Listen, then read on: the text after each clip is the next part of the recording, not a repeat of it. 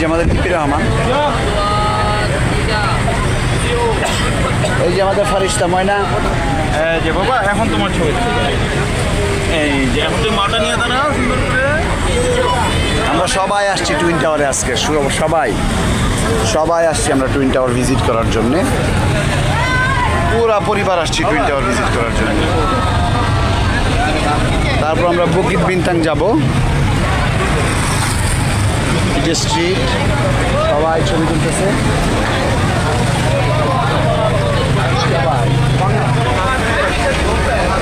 অনেক sky scraper এখানে।